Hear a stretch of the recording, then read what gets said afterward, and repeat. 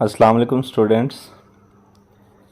Computer science first year unit number 1। Unit का नाम computer system. What is computer system, पहले इस चीज़ को डिस्कस करते चलें। कंप्यूटर सिस्टम क्या चीज़ है?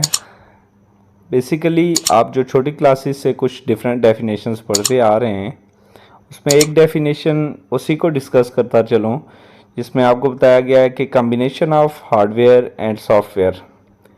ठीक है, आपके पास कॉम्बिनेशन ऑफ हार्डवेयर और सॉफ्टवेयर को जो एक साथ वर्क करे और आपके डाटा को प्रोसेस करे, आपके प्रॉब्लम्स को सॉल्व करे, उसे आप कंप्यूटर सिस्टम कहते हैं।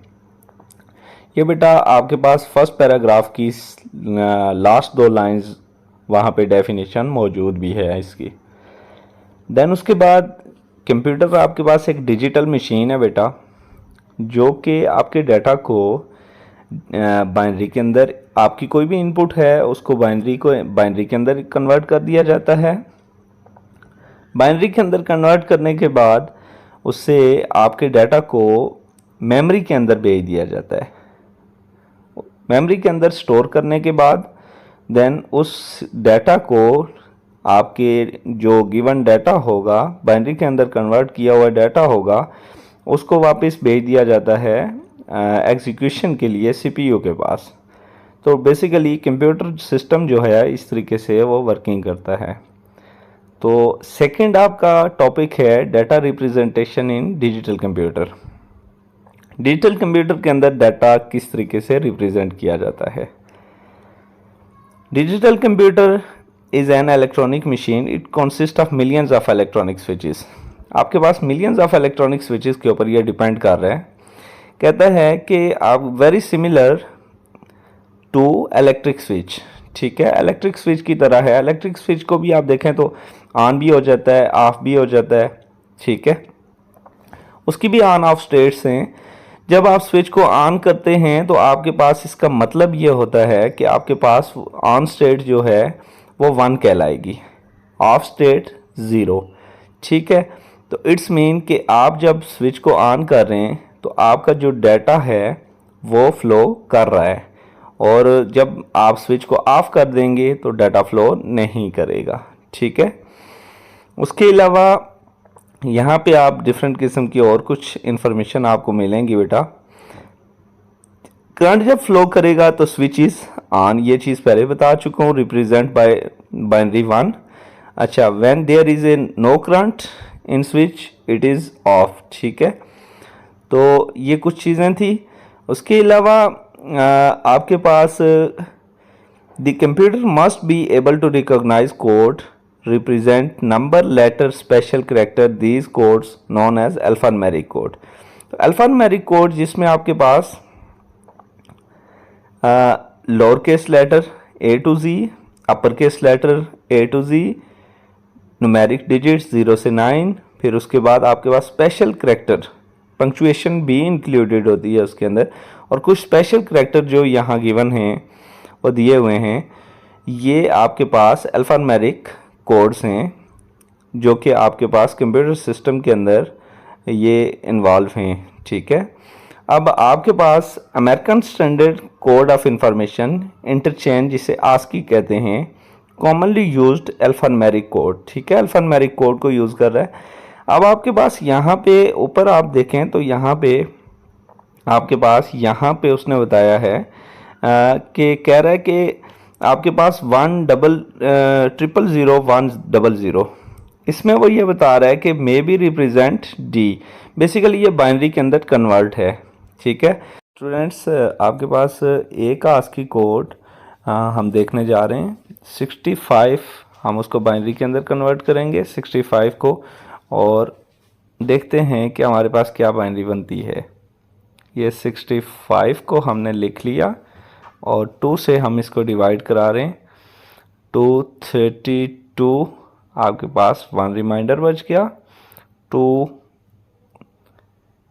16s आर 32 और 0 reminder, 2 8s are 0 reminder, 2 4s are 8 0 reminder, 2 2s are 4, 0 reminder, और 2 1s are 2। तो ये स्टूडेंट्स आपके पास बाइनरी बनी 65 की, ठीक है, जिसमें आप देख सकते हैं कि 1 0 0 0 0 0 1 आप इसे लिखेंगे एंड से, तो ये आपके पास बाइनरी बनती है, जिसमें आपके पास ऑन और ऑफ स्टेट्स को डिक्लेयर किया गया है। यहाँ पे ऑन और ऑफ स्टेट्स दिखाई गई हैं कि क्या कहाँ पे आपका डाटा फ्लो करेगा और कहाँ पे नहीं करेगा। होपफुली स्टूडेंट्स आप लोग बाइनरी बनाना सीख चुके होंगे।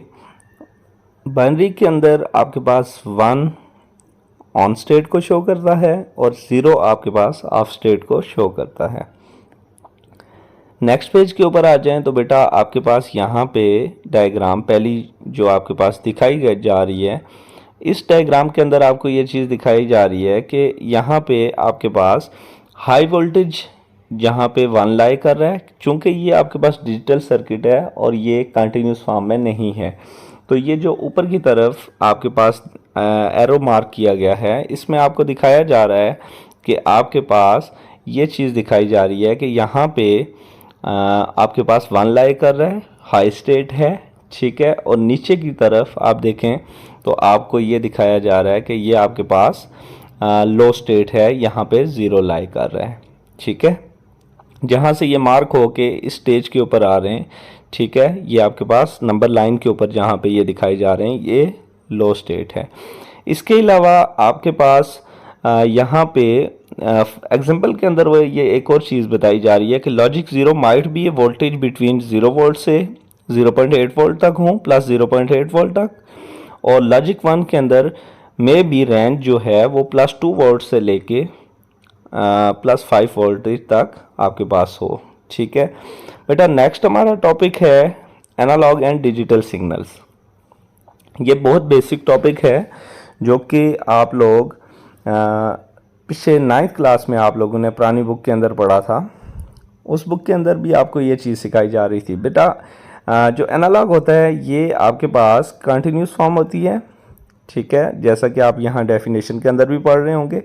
आपके पास जैसे रेडियो वेव्स हैं, ठीक है, उसके अलावा आपके पास एनालॉग सिग्नल्स हैं, ठीक है। तो आप डायग्राम के अंदर इसको देख सकते हैं कि जैसे इसकी डायग्राम बी बनाई गई है, मैं यहाँ अलग से बी ड्रॉ कर रहा हूँ, तो आपके पास वेव बन रही है कोई, ठीक है।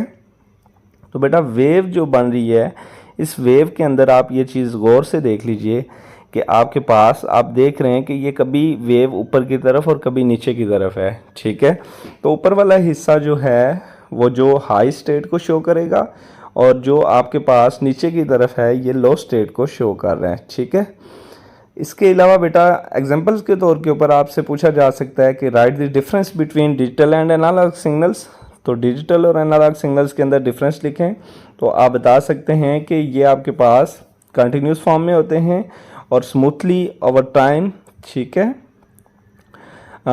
These signals can take any value with a given range, और इसके अलावा represented by continuous waveform. ये आपके पास जब भी फॉर्म कोई आपके पास रिप्रेजेंट करेगा डाटा को, तो वो इन वेव फॉर्म बनेगी कोई, ठीक है। एग्जांपल्स क्या हैं बेटा, एनालॉग सिग्नल्स ऑडियो सिग्नल्स हो सकते हैं, ठीक है। उसके बाद एनालॉग वीडियो सिग्नल्स हो सकते हैं, ह्यूमन स्पीच हो सकती है, एनालॉग टेम्परेचर रीडिंग हो सकती है, वोल्टेज सिग्नल्स हो सकते हैं, ठीक है, रेडियो सिग्नल्स हो सकते हैं, जो कि मैं पहले बता चुका हूँ, ठीक है। लास्ट टॉपिक है आपके पास डिजिटल सिग्नल। डिजिटल सिग्नल क्या है बेटा, डिस्क्रीट वैल्यू आपके पास बाइनरी 0 और 1 को रिप्रेजेंट करता है। चूँकि ये कंटिन्यूस फॉर्म में नहीं होता, डिसकंटिन्यूस फॉर्म में होता है। डिसकंटिन्यूस फॉर्म में आपके पास जो वेव बन रही है, जिस तरह की वेव नहीं बल्कि आपके पास जो यहाँ पे डाटा को रिप्रेजेंट किया जा रहा है, वो डाटा आप देख रहे होंगे कि ये नंबर लाइन है। यहाँ पे अगर 1 स्टेट है तो यहाँ पे आप देख रहे हैं कि ये आपके पास 1 को शो कर रहा है, ठीक है। इसके अलावा आपके पास यहाँ वाली ये स्टेट आपको 0 को शो कर रही है, ठीक है, और ऊपर वाली तमाम स्टेट्स जो हैं ये आपके पास 1 को शो कर रही हैं। ठीक है, तो डाटा को रिप्रेजेंट किया जा रहा है। ठीक है, ऊपर वाली जो स्टेजेस है 1 हाई वोल्टेज को शो कर रहे हैं और 0 जो है वो ये चीज़ शो कर रहे हैं कि आपके पास सिग्नल्स नहीं हैं। जो आपके पास 1 स्टेट है ये बता रही है कि आपके पास सिग्नल्स आ रहे हैं। ठीक है, डिजिटल सिग्नल्स के अंदर आप बेटा अंडरस्टैंड कर चुके हैं। यहाँ से क्वेश्चन एनालॉग और डिजिटल में डिफरेंस पूछा जा सकता है। तो जब डिजिटल सिग्नल में बेटा आप आएंगे तो यहाँ आपके पास मैं ये चीज़ दोबारा क्लैरिफाई करता चलूँ कि आपके पास 1 स्टेट के अंदर ये चीज़ बताई जा रही है कि सिग्नल आपके पास मौजूद हैं और 0 के अंदर यानी हाई वोल्टेज है 1 के ऊपर, तो 0 के अंदर आपके पास लो वोल्टेज है, यहाँ पे सिग्नल नहीं मौजूद। ठीक है, एग्जांपल इसकी क्या है बेटा, binary code 0 and 1, digital audio signals, digital image.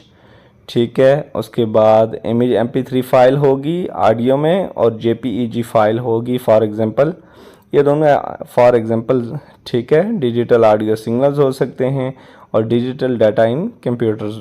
ठीक है, तो ये डिजिटली जितना भी डाटा है, जो भी चीज़ है वो आपके पास डिजिटल सिग्नल्स के अंदर आ सकती है। ठीक है, उसके बाद difference between analog and digital signal, तो बेटा आप डिफरेंस यहाँ से भी याद कर सकते हैं, इस टेबल को देख सकते हैं। इसी के साथ बेटा लेक्चर को वाइंड अप करते हैं। लेक्चर का इख्तिताम हुआ। अगर यहाँ तक ये आपके पास जो टेबल गिवन है यहाँ तक लेक्चर नंबर 2 से पहले आप मुझे क्यूरी कर सकते हैं। कोई चीज़ समझ नहीं आती तो आप पूछ सकते हैं। कमेंट बॉक्स में आप ज़रूर अपना रिएक्शन दिया करें। और अगर आप चैनल के ऊपर न्यू हैं बेटा तो आप लोग मज़ीद अगले लेक्चर्स के लिए चैनल को सब्सक्राइब कर लें। Thank you so much. अल्लाह हाफिज़।